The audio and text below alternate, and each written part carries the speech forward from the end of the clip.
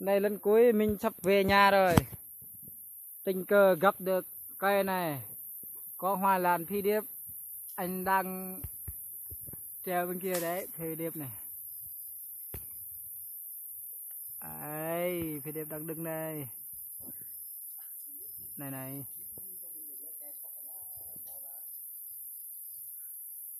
Đấy, phi điệp đấy.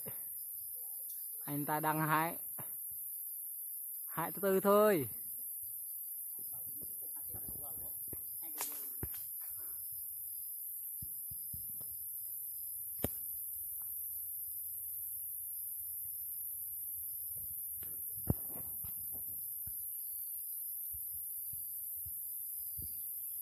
Xong chưa?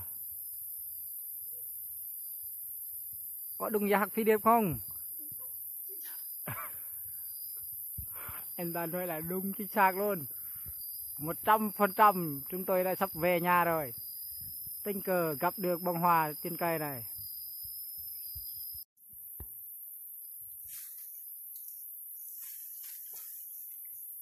Đấy, cây lê không.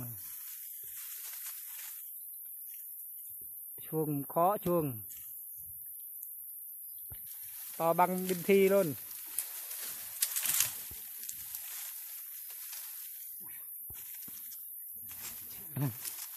Đây. Ôi, mình chất cha thằng này hôn luôn hả? Ghê ơi, ghê ơi. Đây là hàng chính sách đấy. Phi điệp, hoa lan phi điệp này đẹp không? Cái xanh luôn nè. Tình cờ về rồi gặp mặt này. Đấy, hai anh em mình mới. Chụp đây, chụp một tông đi.